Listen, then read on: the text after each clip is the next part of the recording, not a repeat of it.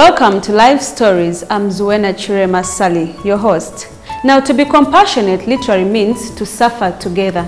It is defined by some scholars as a feeling that arises when confronted with someone's suffering and feel motivated to relieve the suffering. This week, I bring you a story of these little-known heroes of the Live It Up family, commonly known as Jaja's family in Kajansi. Anushka and Jaja are now mothers of 28 children.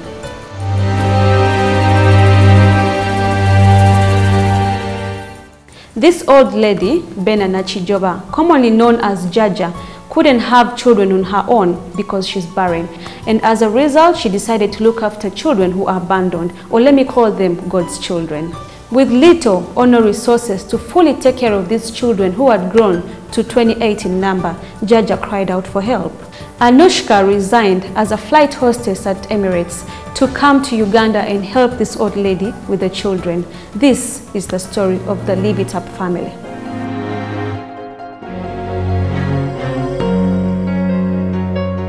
I'm Anushka. I was born in Gabon. My mother is Gabonese. My father is English. I moved to England when I was 7, so I left Gabon. Okay. And my father works in oil, so I've been very fortunate to be able to travel with his work. Okay. So every 3 years we get relocated. Every 3 years? Every 3 years we How get has relocated. that been for you? It's not easy. When I was young, it didn't really bother because we have such a big family. I have 4 siblings. Okay. So together when we travel, we are family. Yeah, we're together. Yeah. That's the thing. We actually, growing up, we never had a vacation. We just relocated. Oh. And it was to a completely different country. You're moving from one country to another. It didn't disturb you with your studies? It did, because every country had different curriculums. Yeah. So I would be starting halfway through as well. But I'm very lucky that I was always able to make friends easy. And I think that's what helped a lot. Yeah, I was very social, sports captain, and into art, drama, so it helped. Okay. What did you do from there after school?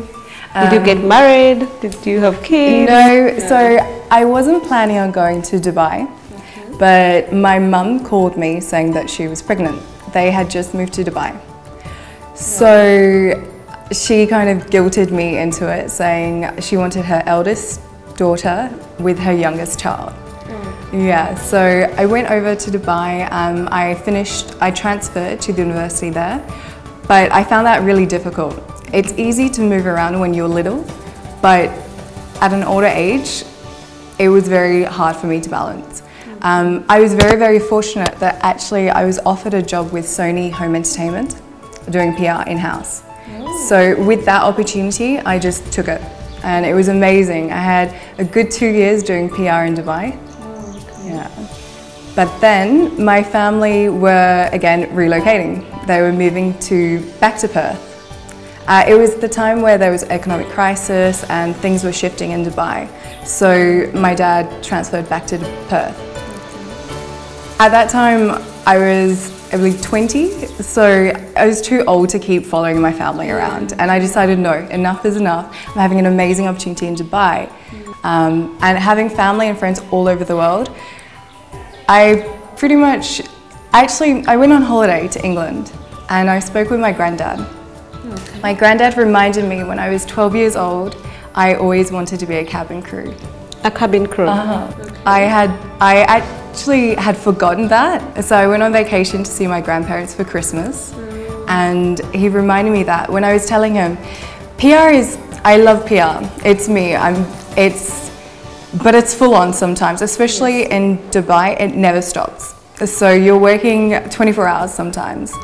So when I was explaining this to my granddad, he told me, remember, your family are leaving. I know you don't want to follow them, but you're in Dubai, that's Emirates airline. Yeah. Why don't you just apply? So I didn't actually really think it through, and I was with my granddad, so we just applied. Left it at that. Okay. Amazingly, 2 weeks later, they called me up for an interview, and my life changed completely. Did you send an application? Yes, online. Online? Yeah. You can After you talked to your granddad, you sent them an application? As I was talking to my granddad, he would not let me go until I went online. Yeah, he actually turned on the computer, Googled Emirates Airline, went to careers, clicked on apply. Yeah, and made me fill it out. Yeah, he said I had nothing to lose, which was true. Yeah, and I'm so glad that he did that. They called me 2 weeks after to ask me for an interview. Yeah, and you don't get that chance, especially, it's so competitive. I felt that it was right. It was the right timing because I kind of felt lost at that time what to do, and they called me up, so they showed me the way. How was it for you? Were you excited getting the job? I was so nervous. Like the interview day itself, it's such a strange process that you go through. It's so competitive. There are thousands of people lining up to get that job. So the day one, actually it's a very, very quick 5-minute interview. That's the one that they call me back for. The room was an it was about 300 people there. And each got 5 minutes with, there's 3 judges kind of thing. When you apply for a job, let me say for an airline, you don't have to have the qualifications of maybe studying a course? Actually with Emirates, their rule when you do first apply, you have to be 21. So that's their #1 rule, and you have to have graduated high school. Once you get through all the applications, then they will give you training, and it's an intense training. Yeah. First test that we were given was a reach test. To make sure that you could reach, you were tall enough to get emergency equipment. Because if you can't reach that, then you're out. So they do have a certain height. We have short girls, but in heels, as long as you can reach, some people have long arms, so you can reach. Yeah. After a whole day, so we started at 7 a.m. and then at 4:30, myself and 7 other people were the only people standing. And we were invited back for a one-on-one meeting with management. That was amazing. It was amazing. And then 2 days later, they called me up to say, welcome to Emirates. Wow. It was such a quick process. And I've heard people have had a difficult time getting in. How long did you work in Emirates? 5 years total. 5 years? Yeah, 5 amazing years actually. I know. You should put that amazing. It really was. Like, I would have never been able to see what I've seen. Are there any bad days you remember? Yes. Okay. Cabin crew life can be literally 48 hours with no sleep, and then you do a 14-hour flight to Australia with the biggest smile on your face. I know. That's where it gets a bit tough. Because every time you're playing, you see them so happy. You're welcome. Like, yeah. Okay. You're always so excited to land in that new destination. Yeah. And you have plans to see this and do that. And we stay in amazing hotels. Yeah. I would never be able to afford that myself. So we have that luxury lifestyle as well. But when you haven't slept, that's when our job is difficult, I believe. So how did you find yourself in Uganda? Was it one of those flights? Actually, my first year with Emirates, I had a flight to Uganda, and it's strange, I've always had a special connection with Uganda because of that. And especially because it was the first time since I was 7 that I'd returned to Africa at all. It was, for me, magic. It's about a 48 minutes to get to Manyono. That's where we stay. A beautiful place, resort, so relaxing. But that drive, the entire time, I just reflected. And I thought to myself, wow, looking outside the window and looking at the street kids just running around, I looked at it and I was just, they have no idea. Because back then we used to fly to Addis Ababa first and then continue here. And I was thinking, I don't think they could ever comprehend what it is to fly and to be here one day in another place. That's like a dream to them. What a dream, Not even a dream. It's someone telling you a story. Like a fairy tale story. You know you've never been that story, but you just hear the story and just enjoy listening to the story. I was looking at them and thinking, that could be me. And how am I so lucky that that's not me? Yeah, so lucky. I actually called my dad. My dad that is English, he's my stepdad. He adopted me when he was 23. Your dad? Yeah, my stepdad. So what happened to your original dad? My dad, he was, my mum had me at 14. Had you at 14? She had me at 14, yeah. Okay. She was a bit, in Africa, in Gabon, you find your white husband. That's kind of how it was for her. She used to always go out, you know, dress up and yeah. So my stepdad, he adopted me at 23, which is absolutely amazing. He didn't just marry my mum, but he actually wanted to commit to me. And I think he's the one who saved me. He took me out of Africa at the end of the day because he didn't have to. And ever since, he's been in my life since I was 7. So for me, he is my dad. That's why I say he's my dad, because... So originally your dad is British, like a real dad? No, my real dad is French. It's French? Yeah, he's French, from Bordeaux. Okay. Yeah. So did he chip in, like, to help you in your life? Like school, clothing, food? Actually, when my mum and dad, my real dad, they came together, my mum was very young. And he was actually already married. Oh, okay. And he didn't really realize, my mum was crazy, she's a party animal, she still is, like she's very young, so, you know, she's the girl around town.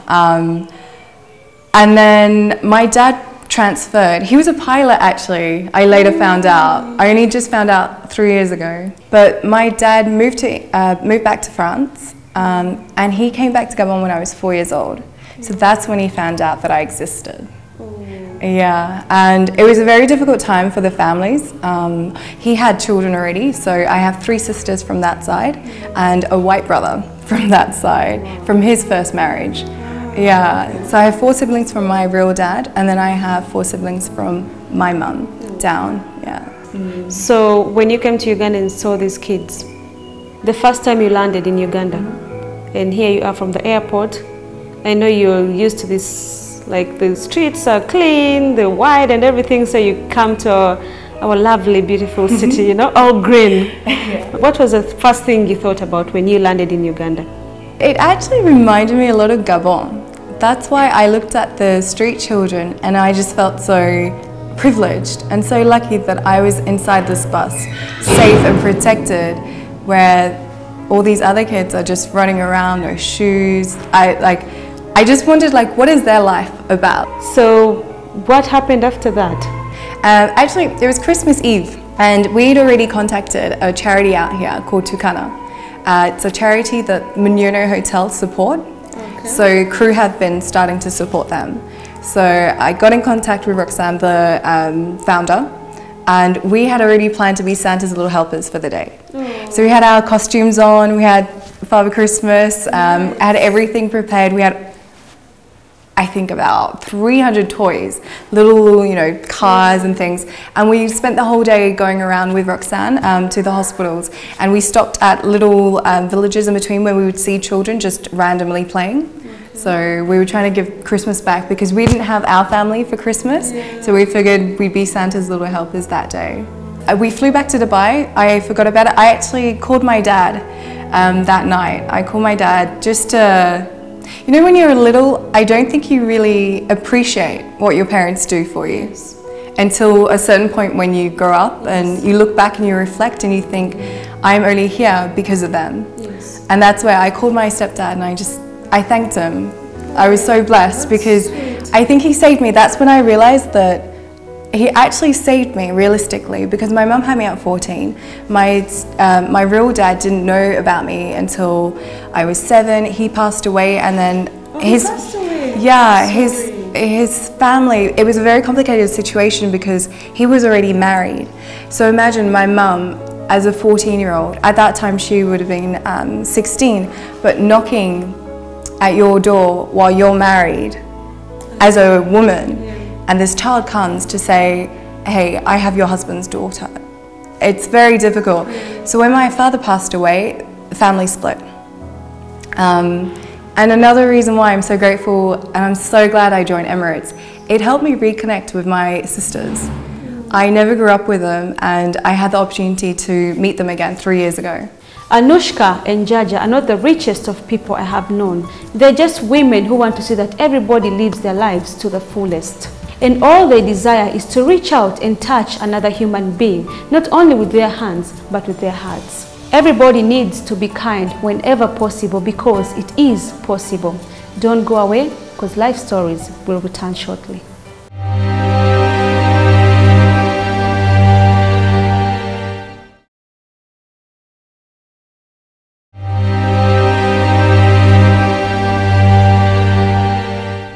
You're still watching Life Stories. Now, Anushka and Jaja have become mothers to 28 children. These are children who have been abandoned and have become brothers and sisters under one family. When you came, the first time you came to Uganda and did the Christmas thing you did for the kids here and went back, did you ever think of coming back to Uganda? I never committed to anything to her to say that I would come back or anything like that. I kind of left it at chance. I would love to come back if they send me back, kind of thing. So I went back to Dubai for 3 years, continued flying. Then out of the blue, my best friend Alex told me this story about a friend of ours who had just started this project, Live It Up Uganda. She came on holiday and she'd gone gorilla trekking. Found this lady called Jaja who had been living in the slums Katanga. Yeah, she fell in love. She was completely inspired because, especially living in Dubai, our lifestyle is completely different. You can't really compare. It's an expensive lifestyle, but we work hard for it. So for her to come and see this 71-year-old living in a small hut house with 28 children, and she'd been doing 28 children. The conditions were just unbearable.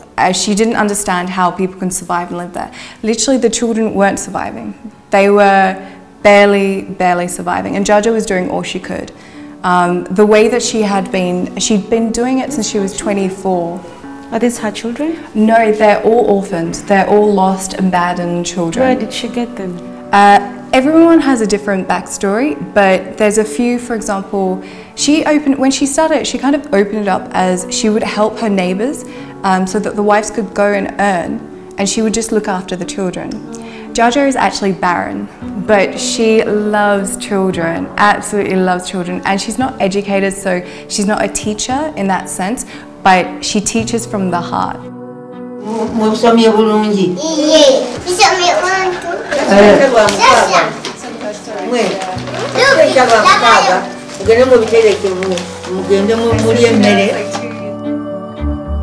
So she's very welcoming to all the children, brings them in, and that's the beautiful thing about Jaja and Jaja's home. It wasn't like an orphanage or anything. She opened up her home and her heart to these children. So these children have a special aura about them because they get it from her. Yeah, they're magic. So when I heard about this story and that it was just starting up, and Yasmin from Dubai had decided to set up as a legacy to Jaja, because that was the fear. You know, she came out on holiday here, she met Jaja in the slums, was completely touched, left bags of rice, medicine, you know, asked her what she needed, left it at that and returned to Dubai. Her holiday was finished, had to go back to her normal life. She has children of her own. She thought that was it, but you know, at night, she just kept thinking back. Her mind and heart was still here. These children were still in her heart. Didn't really know what she was going to do, but just knew that she had to do something because she knew that there was no one else doing anything.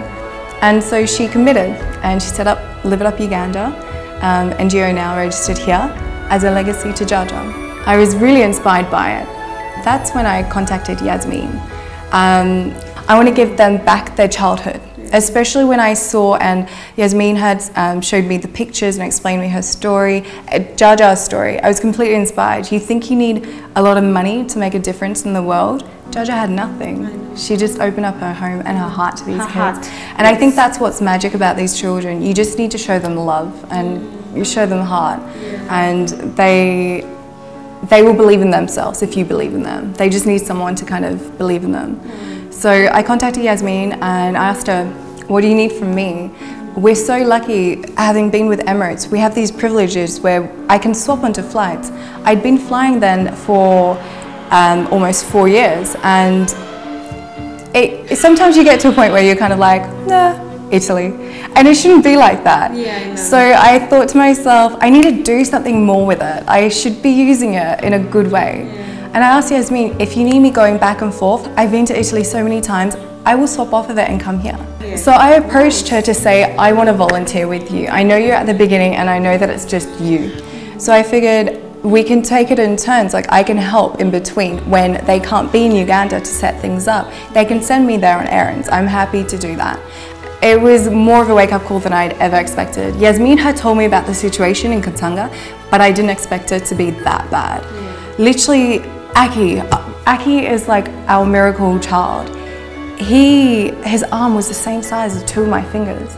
And at that time, he was 4 years old and my baby brother is 4 years old. So, Aki? Yeah, he's 4 years old, but he was so weak, he couldn't stand. His legs couldn't support his torso.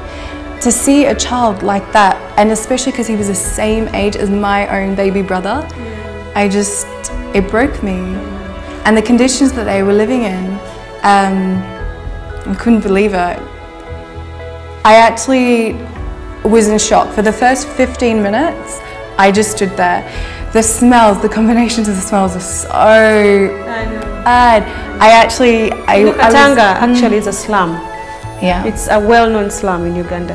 And just looking at her with all these children and me just standing there, barely even breathing, dry reaching because the smells, they're in filth, complete filth. And then someone was cooking and just, it was shocking. And then at that time, I obviously didn't know the children as I love them now, but they're all coming, they're speaking Lugandan, crazy, they're trying to play with my hair and touch me. But then at that time, they had cuts on their feet with like flies eating at it. They had dry poo in their hair. So I just looked at it and I was like, oh, I'm gonna catch something, because we didn't know yet, And I was just in so much shock. And I realized, actually, no one knows I'm here. I was supposed to be on vacation on a girls' trip to Vegas, but I changed it to come here because I knew that they needed someone right now in Uganda. And last minute I just said, okay, Yasmin, I'll go. And then I just realized, like, oh my gosh, this is actually dangerous. What am I doing here? I didn't expect it to be like this. But I was very lucky that I'd brought one of my friends who's a photographer, Kelly from Dubai, dragged her along with me. And then 3 of my friends had swapped onto the Emirates flight knowing that I was coming.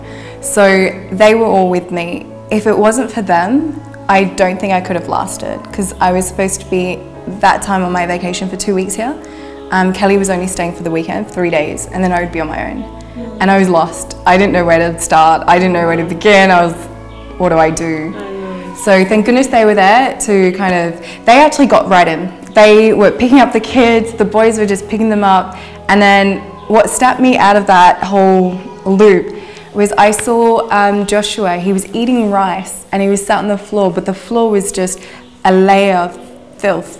And he dropped the rice and then he went back to pick it up. And as I, instinctively, like a mother, I just ran over and I just snapped it out of his hand. I picked him up and I was like, what are you doing?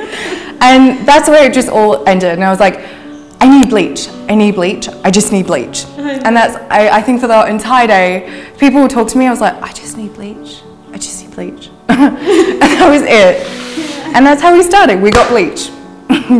We got bleach, cleaned the place up, and then we started from fresh. Yeah.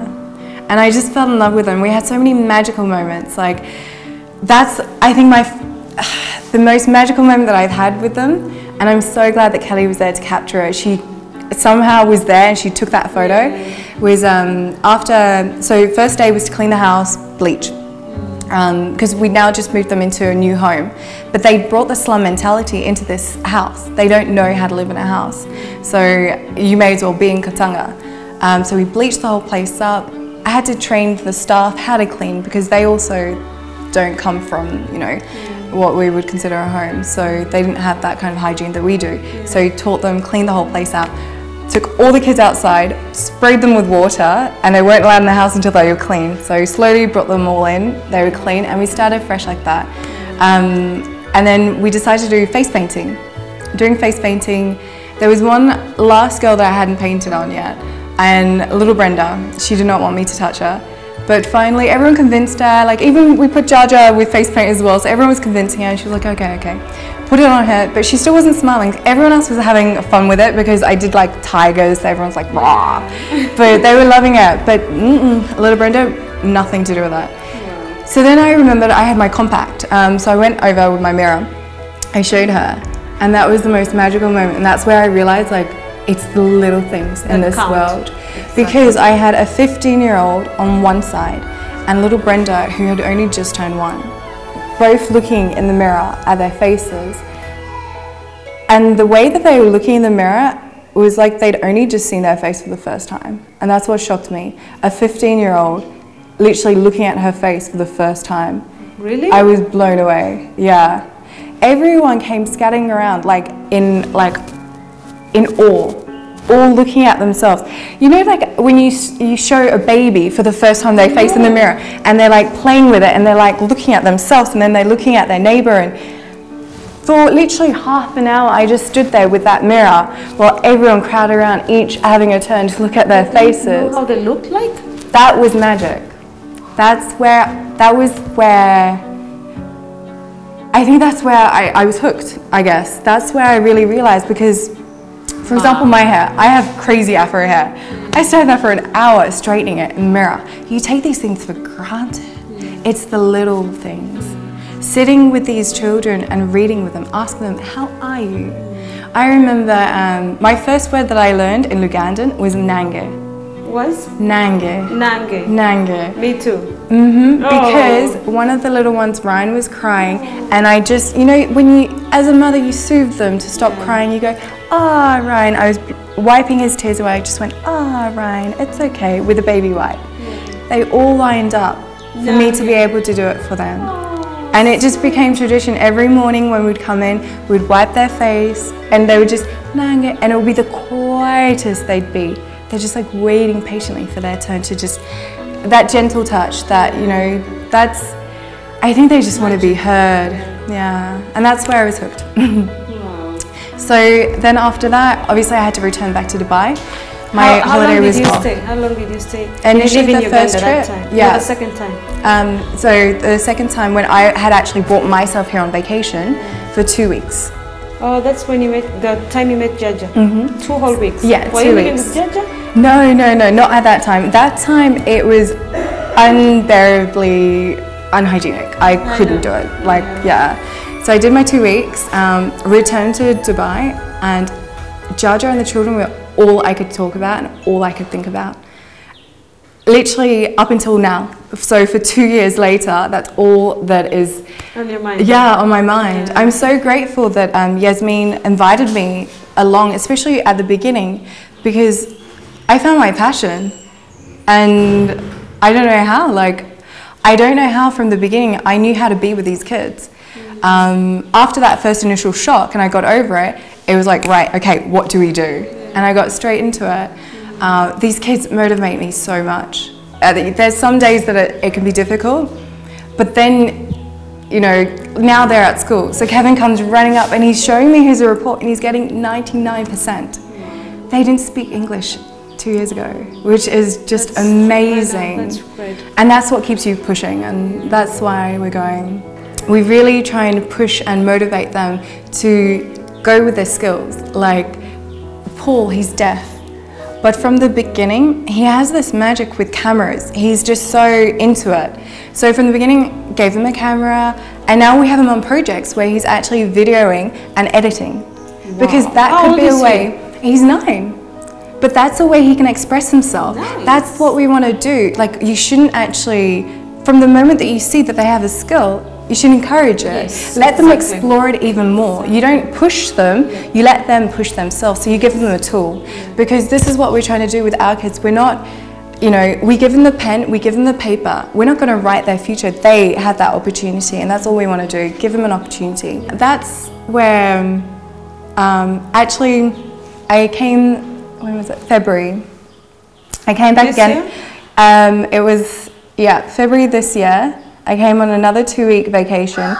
December, we moved into this house because when we December last year? Yeah. Okay. When we were in Kuwempe, it was a 3-bedroom. It was very small, no land, nothing. And for us, sustainability was the key. That was Yasmin's goal, sustainability and empowering the children. So we needed land so we could start the chicken project, cow, farm as well. We found this amazing place which we're renting at the moment. And the end goal, hopefully we'll be able to build our own home for Jaja, but that's in the long term kind of thing. So when they moved in here, that's when I started living here, on my vacations, on my trips. Over time, I've come to learn that generosity is not a measure of financial wealth, because even those who do not have are generous in one way or another. This is Life Stories. You left your job, you left Emirates to come and live with Jaja. Yeah. Yeah. Wow. At what age? 26. Wow. 26 is when when your life is starting, This is when you meet your boyfriend, or you start moving out with someone, or start thinking of having babies, and you decide to leave your job, your beautiful job, to come here and look after these kids. Yeah. Wow. I really believe in these children, and that was it. A year later, after first meeting them and seeing the progress that they'd made, and then seeing the little things that were lacking as well, the little touches, there's still not that. It's difficult for Jaja and then all the staff to have that one-on-one with the children. And I've been very lucky that I've always had a very good relationship with them. So I do sit down and I want to find a mentor for each and every one of them. I really want to get to know them, but I want them to get to know themselves, to start thinking for themselves, not just for what, say, society wants them to be, or what they're expected to be. I want them to be who they are. To discover themselves. Yeah. And I saw that for the first time they were being asked these questions. Like, they didn't understand when I was asking them, what are your strengths? What are your weaknesses? What are your flaws? They never actually questioned that. And then once I saw them questioning, they blossomed. And it really inspired me to, when I come for 2 weeks, it's great for those 2 weeks and it's boom, boom, boom. But then you go away and sometimes things fall back into place. And then that's where I thought, if I'm going to do this, I want to do this properly, and I want to do it for them. So I have had such a blessed life, and I only hope that they can have an inkling of what I've had. I know. And that's how I felt that, like you said, 26, you should be doing this, you should be doing that. When I look at myself at 26, I'm so lucky that I've traveled so much. It's actually made me grow up a lot. I feel a lot older than what I am in that sense, but I've seen so much already. I've had so much life experience that I've learned from. And for me at 26, I have nothing to lose. I've had the most amazing life. And especially with Emirates at that time, I could not have planned it any better. And it should have actually, everyone was pushing me to stay because it was going so well with me in Emirates. I was doing business promotion. So when there was events, and for example, we just signed a contract with Real Madrid, the football team. So I was actually the full crew that did the official launch for it. I was one of them. So we were on the football pitch with Real Madrid. Ronaldo, the actual image, Ronaldo is right next to me. Nice. Amazing experiences like that. I felt like I wanted to leave on a high. I was already on a high. I've been blessed, and I'm so lucky. I've always had good people in my life, and that's why I feel that I am who I am. I've been influenced by... You feel like whatever you've passed through, like the good life you've had, you feel like you want to give back. Exactly. And that's what you're doing right now. Wow. And when I was little in Gabon, it wasn't always easy. Like, I've not always had it easy. There's a lot of family dramas, like everyone has, and there's a lot of other stories from when I was little, but I overcame all that. And then I was living my own life, doing my own thing, but I just really wanted them to have an opportunity because I really believed in them. So for me, it wasn't a hard decision. I knew, because my heart is always here. My mind is always here. And actually, I was struggling to balance in Dubai with the flying. I'd be in Moscow and I'd be hearing news that, this one has malaria, and all I want to do is just be here. So I felt so imbalanced. Relationships, friends, it got to the point where I was the Ugandan girl, where I'm out. As soon as they start talking about Live It Up Uganda or Uganda, my trips here, I can't shut up. I'm just, and then you should see them, and And I'm very lucky I have good supportive friends who've come out, who sponsored some of the children.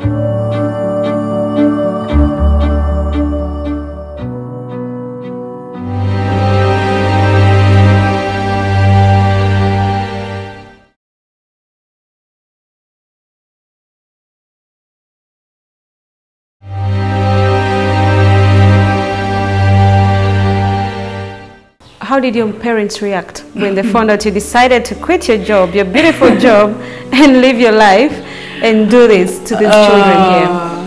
You know? My mum, no, especially, and I knew that already. Actually, when I started coming here on the trips, I never actually told my parents because I knew how they would react. My mum is very strong-minded, and for her, she got me out of Africa, so she doesn't understand why I'm taking myself back. Yeah. I think she sees Africa as suffering. Yeah, so she worries that I'm now going to be suffering, and so I can understand why she would say it like that, and that's why I never pushed it. I just kind of left it at that. I told them Christmas, so it was actually before February, that trip, because mentally I'd already been kind of processing it, and secretly I'd been kind of saving, putting some money aside. And then it was January when I told them, I said, look, for me, this volunteering, it's not a joke, it's real. These kids are real. When I told them that, my mum was very disappointed. That was actually her first reaction. She said, I'm disappointing you. Like, she didn't understand why. Which, that's her character, that's her. For her, she said, why Uganda? Why not Gabon? You've got cousins there, we'll take your money like that. Yeah. And I was saying, it's not about actually money, it's not that. But it's only now she's starting to understand, because now I'm here. She kind of had no choice, yeah. She, at the beginning, was literally saying, you are not going there. I will, over my dead body, you're going there. That was my mum, yeah. That was my mum. But luckily, my auntie and my friends didn't understand. Apart from the ones that came to Uganda, they understood. In my heart, I said, this is the only time I can, because I've decided, because what better time to come? I know that later on I'm going to have children, I'm going to have commitments, I'm going to have bills that are going to tie me down, but right now I'm free. So let me just do it here, focusing here. So really I saved up to be able to live off of my savings for a year, and here I am. And I haven't looked back since. Do you plan to live here the rest of your life? I can only afford a year. I saved up for a year. I'm not getting paid. Yeah, I'm volunteering. So you're going to go back to your job? Well, no, I can't go back to Emirates. For me, going back to Emirates is almost taking a step back. I'm going to move on forward. I thought you were going to live here for like all your life. I was going to get you a Uganda man. If I could afford. Yeah, if I was going to look for a Uganda man. I know. Actually, Jaja's already on top of that. Yeah, she wants a wedding out of us. Yeah. Okay. It's been really a pleasure having you here. The time you've spent with us, the little you've told us, so let me say everything you've told us, it's really been a pleasure. And I must say, I'm pleased. I'm really like blown away. Someone just, you have a great job and leave your job for these children in Uganda. Wow, I'm really pleased. And I'm sure everyone watching will be pleased. Thank you so much, Leona. Thank you so much. I'm honoured that you would invite me. For me, this is just, this is my life now. Yeah. This is normal. Okay. Yeah, thank you. Thank you too. Thank you so much.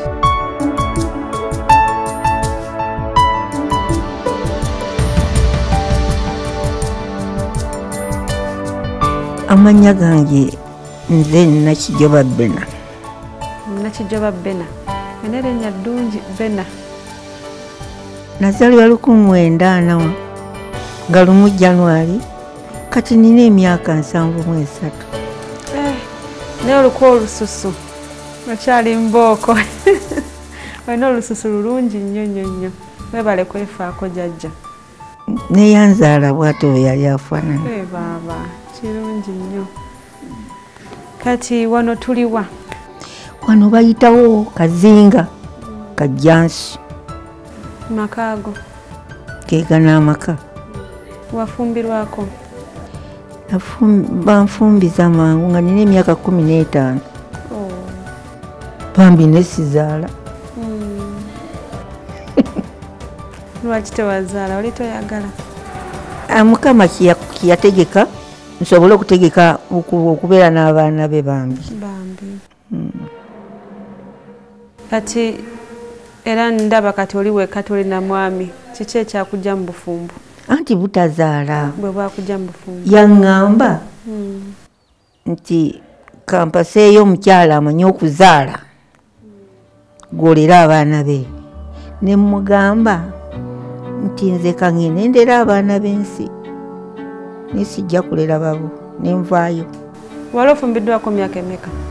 Myaka gyali 8. Baana ki boogamba bwe wali ogenda okulabirira b'ensi? Be bano bennina kati. Bamulekwa? Bano si bamulekwa. Abaana bano baabampanga kakati bwe nava omusajja neŋŋenda neŋŋamba kankandera abaana b'abakozi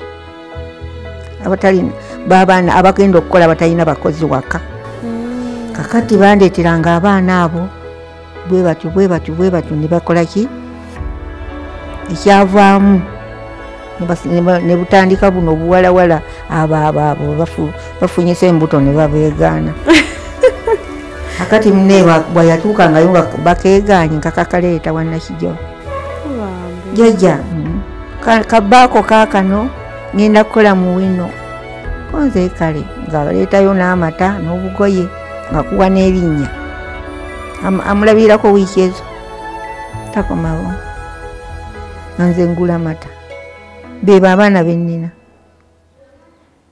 Buzibu ki bw'osanze mu kulabirira abaana? Obuzibu bwe nasanga nga tebannaba n'okunkwatako school fees, nagamba omwana munaku ataagaana okukola ki okusoma.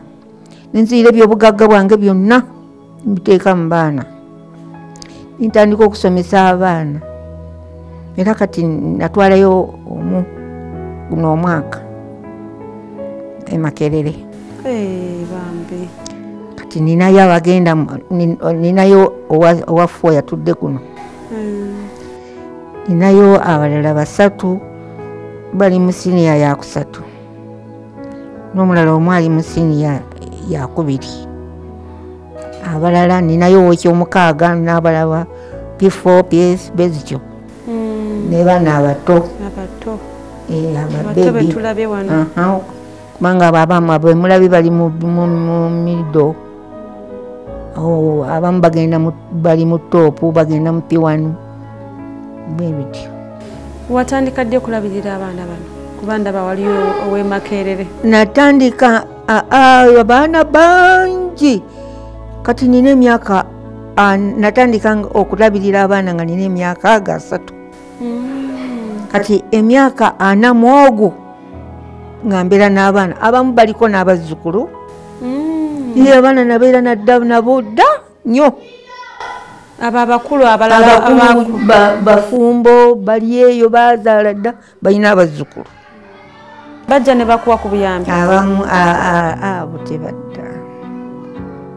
Ninako omwana oba babiri abajja ne bandabako wano. Bambi. Ono omukyala Anushka yali akola mu Emirates n'aleka omulimu gwe ajje akulabirire. Wawulira otya mulimu? Yasanyuka nnyo, nange nensanyuka nnyo era ndi musanyufu bwanga buli lwajja ambuuza kyenjagala okulya ninkimugamba n'akifumba ninkirya. Ndi musanyufu nnyo, nirabira ennaku yanneerabiza ennaku ey'emabega. Kati yakuyamba okuba nti mwagala sente za school fees, sente za rent, sente za ki, yakuyamba okuba nti asolooza sente? Kakati esente ezo bwe zijja tulina waliwo manager. Kati tulina akakiiko. Waliwo director ne manager n'abo abakozi. Kakati director esente ezo kwe zituukira. Kati director yani? Amuyita mukyala Ada. Obuzibu bwewafunanga ng'okyabeera Katanga ne kaakati bw'oyitamu kati, olaba obweri bwali bw'amaanyi nnyo okusinga kati? Obweri bwali buyitirivu kubanga nanoonyanga ekyokulya, nenoonya school fees, nenoonya ekyokwambala. Ng'ate onoonyeza ggwe n'abaana. Era nga n'amata. N'amata n'emmere. Naye nafunanga abagenyi abajjanga ne bandabirira, ne baleeta amata, baleeta emmere, ensawo z'emmere, naye nga wensula wafunda. Kati ono w'e Dubai bwe yatuuka ku Idi Adua ey'omwaka 2011.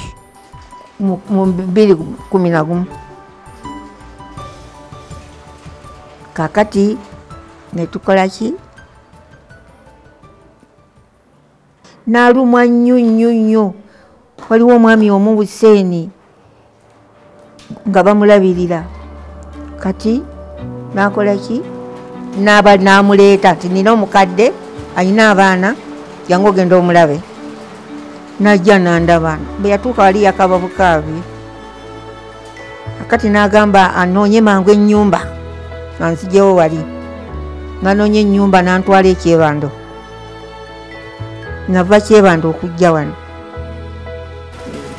Kati ani akulabirira wano in terms of Ada yakulabirira? Ada yaleeta sente zitukira ku ye.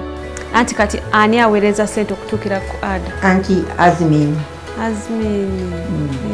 Yekka kati yaliwo yabalabirira? Azmin yatulabirira.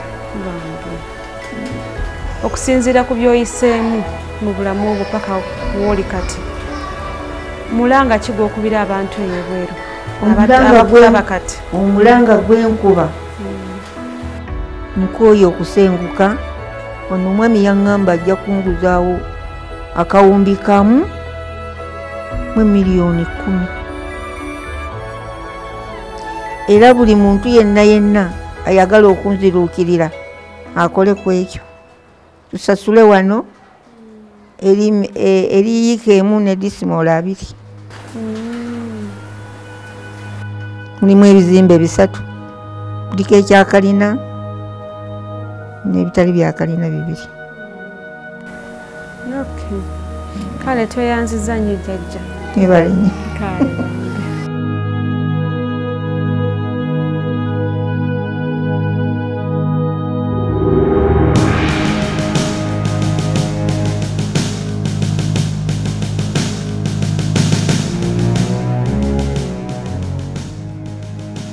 We need to help others, not because they can't help themselves, but because we can.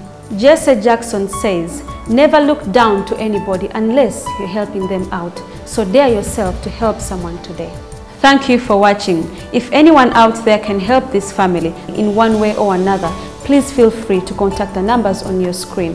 And I want to end this week today by saying 3 things are important in life. First thing is to be kind. Second is to be kind. And third is to be kind. I'm Zuena Chiremasali. Till next week, God bless you.